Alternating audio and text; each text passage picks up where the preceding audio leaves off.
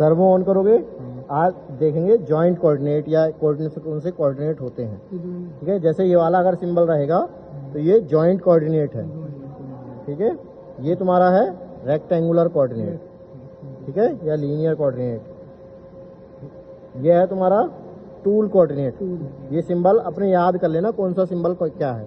जैसे टूल बना हुआ सा है ना, तो एक ये टूल कोऑर्डिनेट है। ये है यू बन रहा है तो ये यूजर कोऑर्डिनेट है।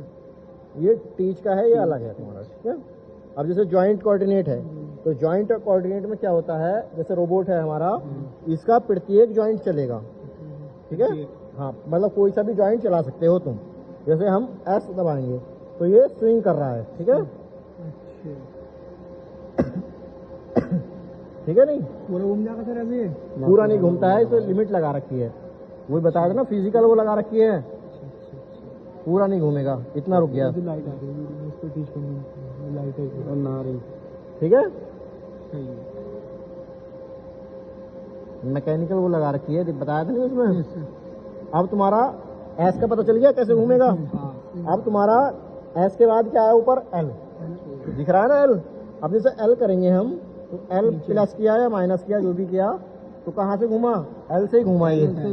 इसके अलावा कोई और तो जॉइंट नहीं चल रहा है, यू या आर बी टी कोई सा चला, एल ही चल रहा है। हाँ, खाली एल चल रहा है। ठीक है, तो ये ऐसे चलता है। अब मान लो हम यू करेंगे तो यू ऊपर वाला है हमारा, तो उससे ऊपर का चला या और भी चला कोई।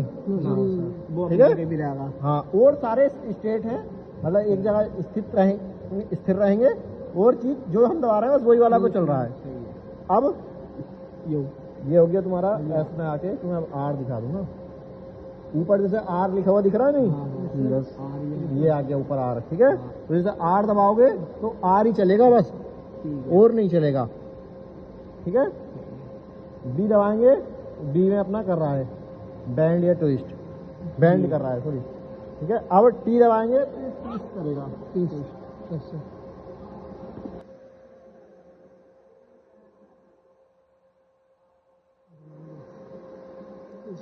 ठीक है, नहीं यस सर।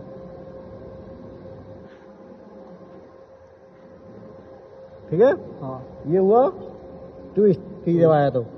अब तुम्हारा है कोऑर्डिनेट रेक्टेंगुलर या लीनियर। ठीक है, इस वाले को हम चला के देखेंगे तो कैसा चलेगा हमारा रोबोट, जेड में ऊपर एक स्ट्रेट लाइन, मतलब अपनी लाइन नहीं छोड़ेगा ये।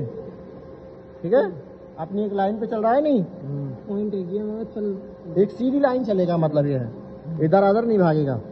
अब जैसे एक्स में करेंगे हम, देखो एक्स में इस पहले थोड़ा बी कर लो। ठीक है, ऐसा कर लिया ना, अब सही दिखेगा तुम्हें। ये एक्स में कर लो पहले, ये देखो। ठीक है, यानी ये जितनी मान लो डिस्टेंस यहाँ थी, यहाँ जितनी डिस्टेंस थी इतनी डिस्टेंस सब में चलेगी, एक सीधी रेखा बिल्कुल।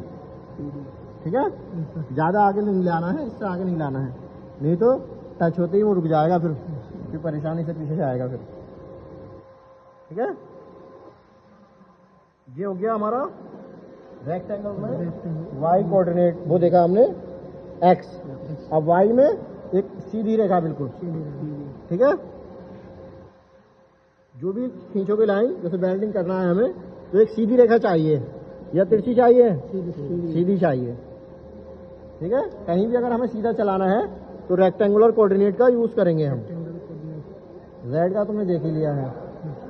अब आया तुम्हारा टूल कोऑर्डिनेट। टूल भी ऐसी सेम उसी तरह करता है, थोड़ा बिहेव, सीधी लाइन। ठीक है, ये वाई में थे हम और ये जेड में। ठीक है, फिर तुम्हारा आता है यूजर कोऑर्डिनेट। यूजर कोऑर्डिनेट में क्या है, हम अपने आप डिफाइन कर सकते हैं कि जो है हमें कौन सा कोऑर्डिनेट क्या मानना है।